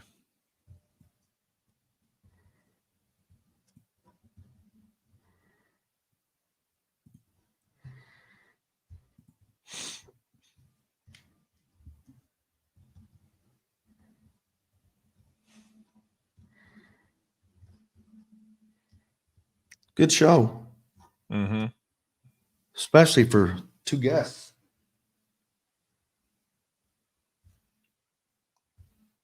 I really hate that you determine the show's quality based on the amount of guests.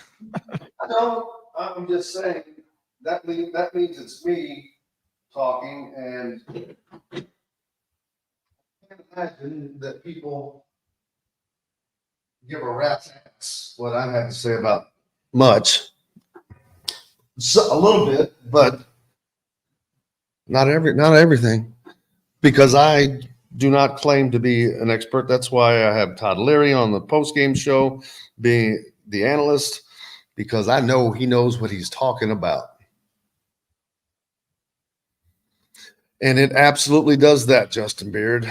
It absolutely does that, but I enjoy talking to these guys and getting their takes and the different opinions and spreading them to the people. Thank you, Andy. We appreciate that. And that's all Todd. Loading, we appreciate you, man. Back at you. Feel you.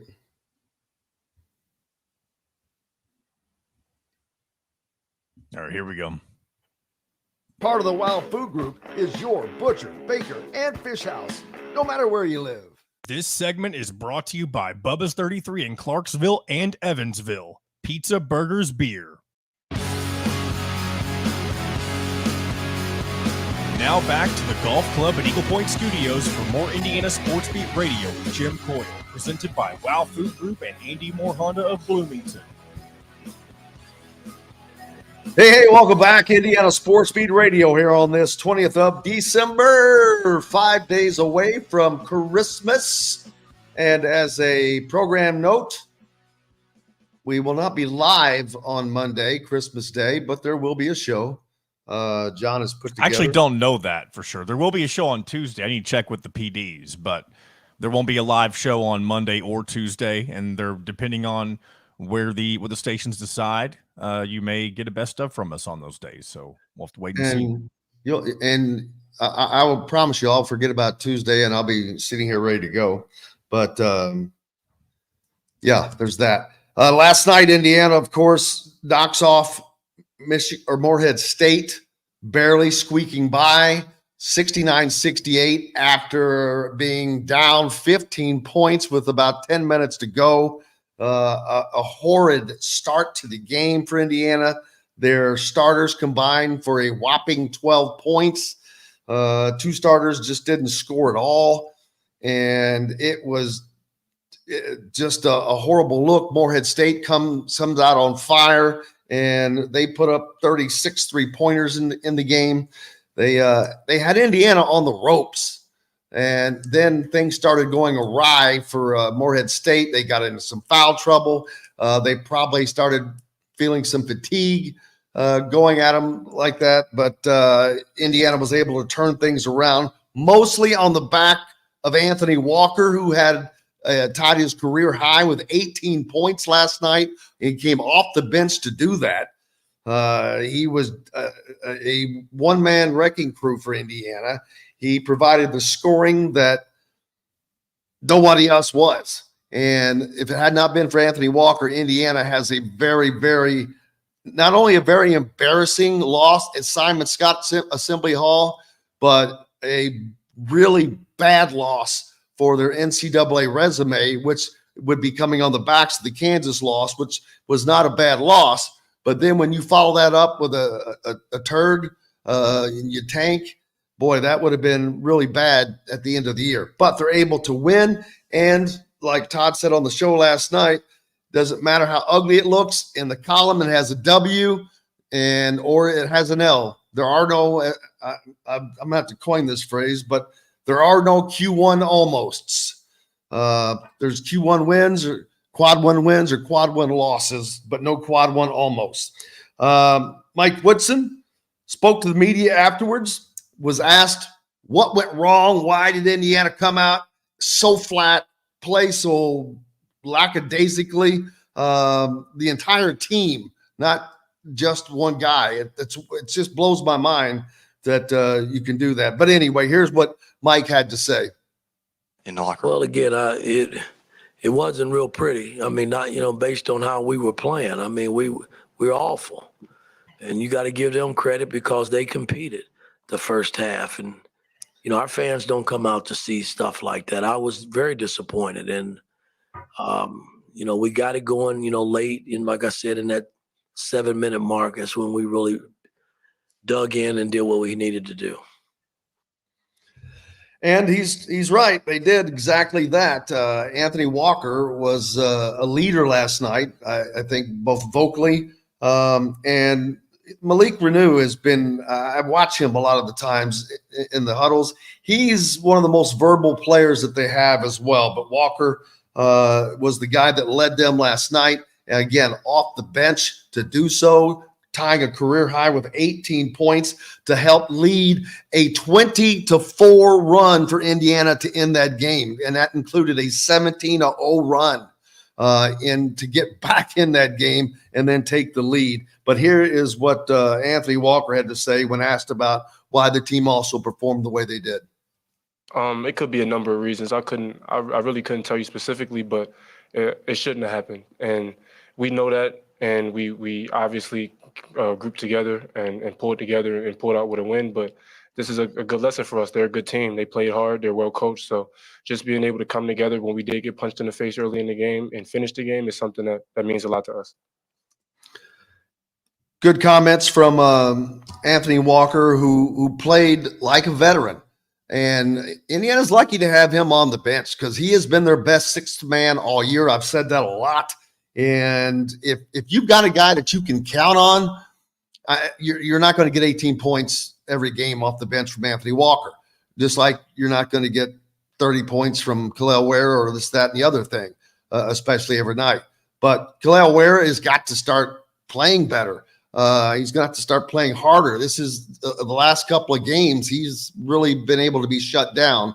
So he's going to have to start playing better, but the team has to maintain a level of intensity.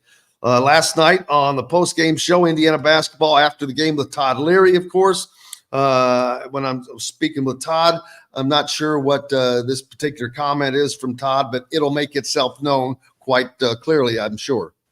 The only reason I don't agree with the hangover comment is because this isn't the first time we've had this exact same conversation after a game with a lesser opponent. We had it against Army and we had it against Harvard. And it's not a hangover. It's not that they're not trying. It's not that they weren't into it. It's not that they have anything from the Kansas game, in my opinion. It's that they're not a good shooting team. And yeah, Fred, I see your comment on there, and I agree with that, except for I will say this. Just because someone is a good shooter doesn't mean they're good at teaching other people how to shoot. And I've never understood why people think that, take a guy like Reggie Miller. Reggie Miller's not going to go work with people and have him shoot the way he shot. He had a very unique shot that was not something you could teach other people or whatever. It's not even, and half of it's not even the shot. It's the confidence to make that that's shot. A part of it. That's a part of it, but they've got some flaws. These guys have definitely got some flaws. Like they could be fixed. I mean, I'm straight up telling you right now, if they would let me work with these guys, they would be a much better shooting team. And I'm saying it outright, no questions asked. That's a fact. But it's not the way it works. And I will also say this, that's not a reality. Because of the NCAA rules. The NCAA has rules where only a certain number of coaches can work with players on the floor. They can't go bring in someone from the outside. They can't go bring in Steph Curry to come in and work with these guys. It's against the rules. They can't do it. So I was kind of cut it off there. We could let it keep rolling if you want, but that's kind of the go ahead and let him, if he's let him finish. Okay, here we go. I'm not saying that the coaching staff just isn't doing it. It's not an option for them. Because they can't go bring in a shooting specialist right now to work with these guys. It's against the rules. But these guys easily make some adjustments and changes to be better shooters. But you're also right.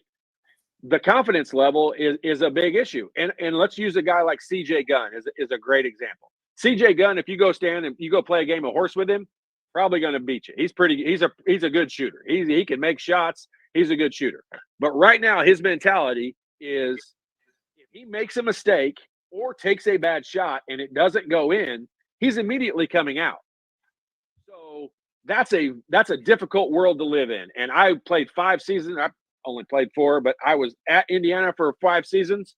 And I can tell you, I lived that life for 5 seasons. That is, you have to come in and you got to make something good happen and you got to do something well, or you're coming out, because there's people behind me that are just as good as me or not better than me. So you have to do something positive when you go in there. And CJ Gunn, Gabe's Cups is going to be back in this as soon as Xavier is back. He's going to be in that same position. Anthony Walker is kind of in this position where if they come in and don't do something right off the bat, they're coming out. And that's a tough position to be in. And he's right, but it also shows you who you can count on. Anthony Walker becomes one of those guys last night. But again, you can't, that's not something you can expect game in and game out.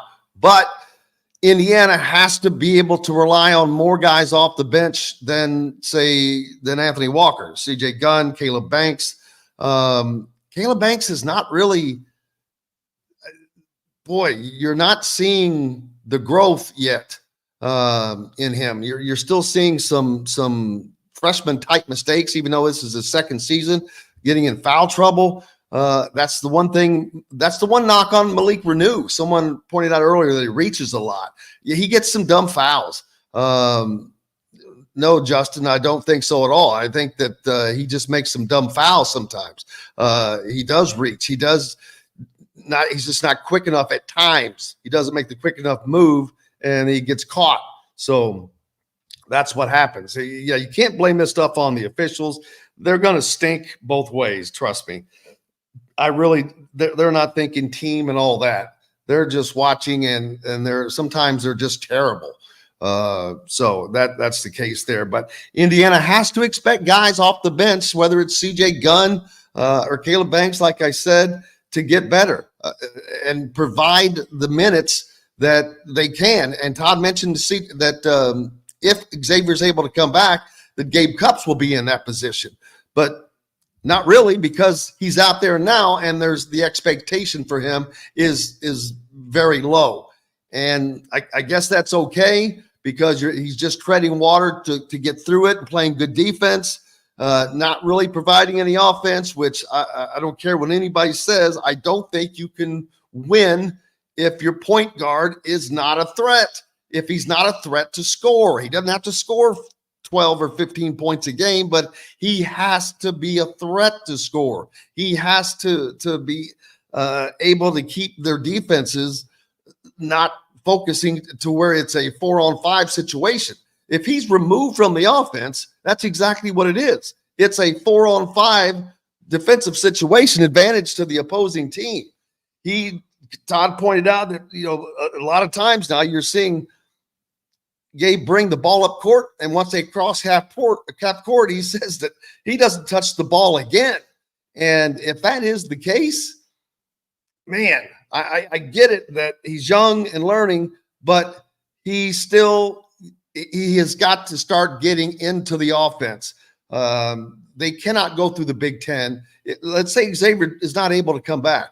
You can't go through the Big Ten with a point guard that's not producing and aiding you on the offensive end, because there are going to be nights like last night against Morehead State. And it doesn't matter, obviously, if it's home or away. Away only makes it harder and makes it worse. But you've got to be able to have a guy that you can count on in those situations for him to step up. Gabe Cups needs to be one of those guys where when there are nights like that, then he can step up and add something to the team. Indiana was lucky to have Anthony Walker do that for him last night, but going forward, it's going to get tougher. They've got 2 more games tomorrow night, and then again next week, and then it's off to Big Ten play, and their first game is at Nebraska. And Nebraska you're going to say it's Nebraska, but let me tell you, going out there to Lincoln is not going to be easy for this team. I really believe that. I watched Nebraska play once. They won. I forget who they beat, but it was a good win for the Cornhuskers. And we'll see how they've got things going. But we've got to take a break here at Indiana Sports Beat Radio. A little more coming up for you, and we're back with it right after this. We'll be right back to the Golf Club at Eagle Point Studios for more Indiana Sports Beat Radio with Jim Coyle, presented by Wow Food Group and Andy Moore Honda of Bloomington. All right. Was that a good clip from Todd? That was awesome. Okay, good. That was awesome. It's probably hard to have gone wrong, to be honest with you, because he was he was just on such a great roll last night. It would take nothing. Just boom, here's lob up another softball, and he is so knowledgeable. And I don't care about anything else. The dude knows what he's talking about when it comes to basketball. He praised when he played. He praised the guys. He talked about shooting instruction. The assistants were very helpful. He said Dan Dockich was probably, he said Dan Dockich wasn't the greatest shooter, but he was very good at recognizing and teaching fundamentals. And Todd really talked about fundamentals. I wish we could find that clip where he talked about teaching. I can't remember. Do you ever want specific things from the post-game show? I need to write it down. Yeah, right. Yeah, I needed to do that because that was a really good one. When he was talking about the proper form and talking about how Jordan Hulls is, he's probably the only guy that actually shoots with his elbow underneath the ball, like really good form, because everyone thinks that's perfect how it's supposed to be, which it may be. He said, but not everybody's like that. And he talked about a time when Todd Lindemann had an elbow problem, maybe surgery or whatever, and when he came back, he shot the ball with his elbow out.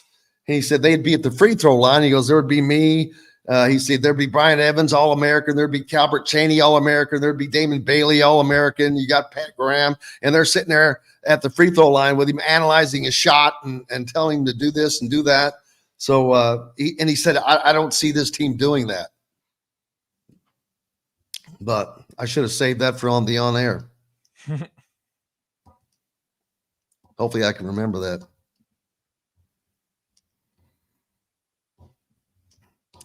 Yeah, Anthony Leo, I think his deficiency is just on defense.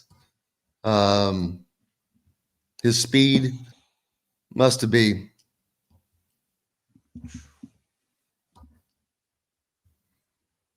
If there's a chance that Johnson's going to be out for the rest of the year, why is he listed as questionable and not just indefinitely? You know what I mean? I didn't say that. I mean, I'm just saying, what if? Yeah. You always have to plan. Like Ja'Kai Newton, people will continue here and there to ask about Ja'Kai Newton. He ain't playing this year. I can tell you right now, he is not going to see the court for Indiana this year. All right, here we go.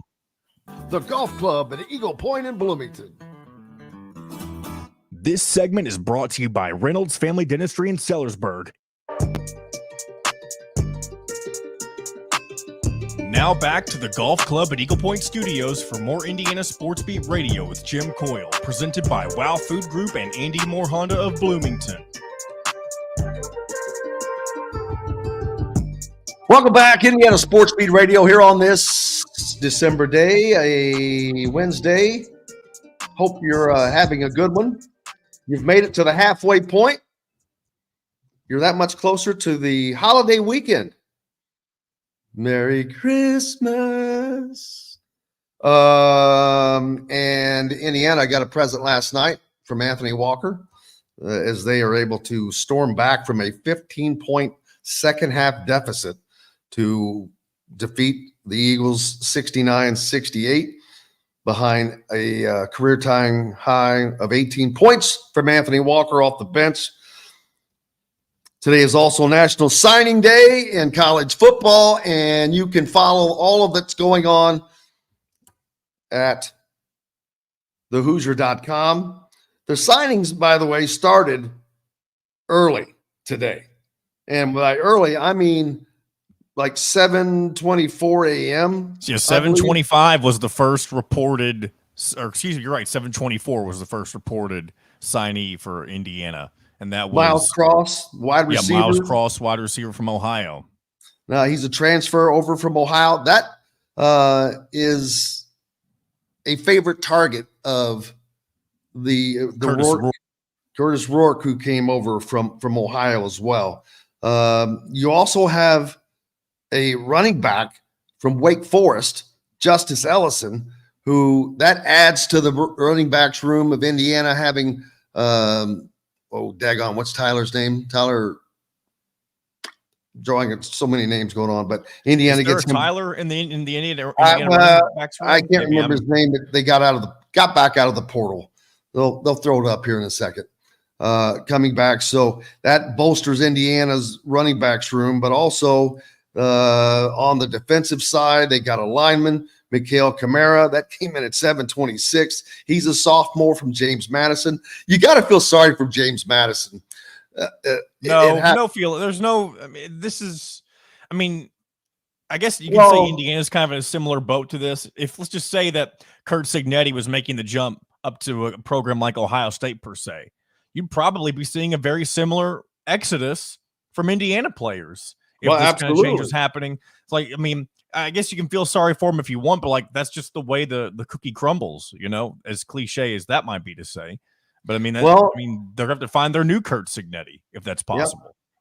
Well, Indiana's first surprise commitment of the day came from James Madison running back transfer Ty Sun Lawton, the fourth signee of Indiana's class. So that's two running backs they're able to pick up already by 7:20 before 7:30. And that one was not expected. He carried for 568 yards, 5 touchdowns on 126 attempts this past season for the Dukes. Lawton spent 5 seasons at Stony Brook. He'll be a 7th-year senior next fall. So he'll be 32 as he enrolls in Indiana. He might be my age, and that's not a joke. I mean, I'm 26 years old, 4 years removed from college. I mean, maybe he'll be a little bit younger than me, but that's insane to think about. It is. He was the first team all CAA conference running back in 2021, totaled over 2,000 career rushing yards and 21 touchdowns during his time at those two schools. But so you've got an experienced guy there. Then you've got receiver Miles Price that's coming in from Texas Tech, a senior, more experience, a slot type receiver. One of two to make the call for Indiana on Monday. Price was the 5th official signee of this class today. 43 catches for over 400 yards and 5 scores last season, added to a career that on his time in Lubbock. 161 catches, 1,700 yards, 12 touchdowns, with 10 of them coming in the receiving game. So a lot of continued offensive firepower. Curtis Rourke, as previously talked about, the senior quarterback from Ohio coming in. This guy is experienced, and he has thrown for 7,600 yards, 50 touchdowns over 5 seasons in Athens. So, again, experience. Indiana getting a ton of experience for this first season while they are grooming other guys. Offensive lineman from Wisconsin, and he's a junior, 2 years of experience left for Trey Weddick. So a 6'7", 315-pound offensive lineman. That is a great get for Indiana. It's very important that they get that offensive line bolstered up for Bob Bostad, who is bringing experience. Bob Bostad came from Wisconsin, so there's familiarity with there on him. Keyshawn Williams, a wide receiver from Wake Forest, Indiana.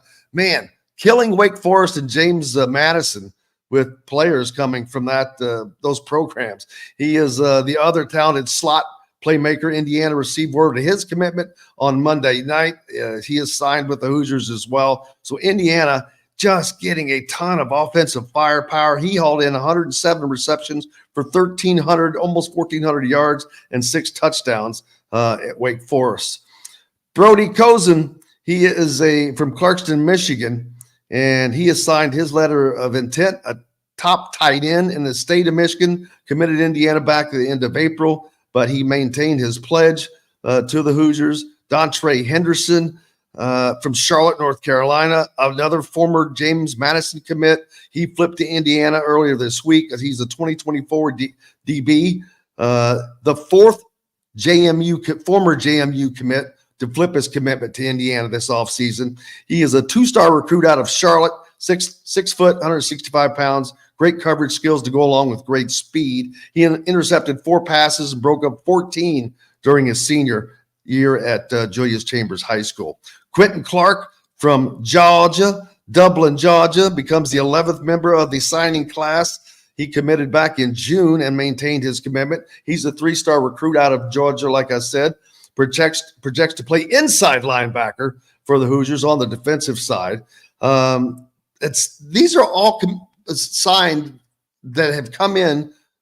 We're still at 7:38. Evan Lawrence made sure he got his in from Danville, Indiana. He's a hometown guy.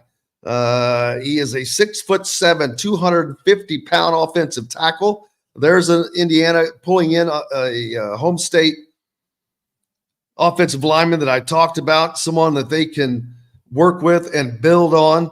He is the first in-state recruit to commit to Indiana in the 2024 class. He was and was the second offensive lineman. At 7:40, the LIT, the letter of intent, LOI from Alberto Mendoza came in as he announced his commitment 9 days ago for Indiana. The 3-star quarterback originally committed to James Madison. Kurt Signetti took over to Indiana, and of course, he flipped his commitment during his senior year at Florida's Columbus High School. He threw for nearly 2,000 yards, 22 touchdowns. He added 319 yards on the ground and 46 rushing attempts. So he's not a runner as much as a thrower, but just another great get. Indiana picks up from Speedway, Indiana, a big 6'5", 270-pound offensive tackle, and Ademola Ajani. He was the third offensive lineman to join the Hoosiers class when he committed back in June. So Indiana picking up more linemen along the way. Mario Landina is from Emas, Pennsylvania, another former James Madison commit. He decided to follow Signetti from Harrisburg to Bloomington. He decommitted from James Madison on the 4th, picked up an offer from Indiana on that very same day. So you will be seeing him in Indiana as well. He was named the Eastern Pennsylvania Conference Defensive MVP and was named to the All-Conference first team at the defensive end position. So there's an edge rusher for you. Charlie Becker, a 6'3", 200-pounder from Nashville, Tennessee, went to Father Ryan School. He committed to Indiana as the 10th member of the 24 class back in late June as well. He's a 3-star wide receiver out of Nashville, long and athletic pass catcher, a 6'3" frame, something Indiana didn't have a lot of last year. Then they got injuries. Then another big-time pickup was Jaja Boyd committing to Indiana. He's a 2-way star at Roman Catholic High School in Philadelphia, Pennsylvania, but Boyd had initially pledged his commitment to James Madison, of course. However, the highest-rated recruit in James Madison history decommitted from the Dukes to follow Kurt Signetti to Bloomington. So that's why I said earlier, man, you got to feel sorry for them. Not only did they lose their coach, but they lost a ton of pledges and players. He's a 5'10", 170-pounder, named Philadelphia Catholic League MVP in 2023, and was a member of the PCL first-team offensive and defensive teams this past season. So being recruited as a 2-way player, by the way, very important to keep in mind to see, does he play both ways? William DePage also got his LIN, 6'6", 225-pound wideout from Georgia, picked up an offer from Indiana. He was in Indiana or Bloomington about a week ago, and he committed out of Moline, Illinois. He's an edge rusher, intimidating force. Indiana looking to bolster that defensive line again, like I said. Mitch Verstegen, 6'5", 270-pound offensive tackle from Kakuna, Wisconsin. So anytime you get an offensive lineman out of Wisconsin, it's usually a good one. But there's tons more yet that I haven't even gotten to. And you can go to thehoosier.com. Looks like Austin Liebfield a 6'6", 265-pound offensive tackle from Wisconsin. There's another one, Indiana, getting some offensive players out of tackle. That's that Bob Bostad connection right there. Exactly. Came in from Wisconsin and getting those. That's just huge. That's just everything is going right in Indiana's direction on the football side of things. Man, I've got to thank everybody. Of course, big thanks to Dylan Sinn for joining us today, as always, from the Fort Wayne Journal-Gazette. Make sure you're giving him a follow. Same for Kurt Neddenriep with the Indy Star and John, the producer. But most importantly, thanks to you guys for being with us. We love you and appreciate you. And we're back tomorrow to do this all again with another loaded lineup. John Boy, who's on the docket so far? Who do we have tomorrow? I feel like we'll have Tyler Smith as usual. We'll have Chris Denary back with us tomorrow. And I feel like I'm forgetting somebody. I know our Thursday lineup has changed quite a bit over the past couple of weeks. But I'll make sure to get Dylan Powell on tomorrow. We'll talk about what all went on today. But there's going to be tomorrow. We'll hear from Kurt Signetti as well, as we'll be meeting with him today, this afternoon, or later on. So we'll have all of that for you tomorrow as well. And if you can't get to it, just go to our YouTube page at Indiana Sports Beat Radio on YouTube. We'll have him up there today. Big thanks to everybody. Until later on tomorrow, I'm Jim Coyle. I will see you on the radio. Thanks for listening to Indiana Sports Beat Radio. Be sure to subscribe to our YouTube page for more clips and team coverage of Indiana basketball, football, and more. You can also find full episodes and tons of other content on thehoosier.com. We'll see you next time for another edition of Indiana Sports Beat Radio.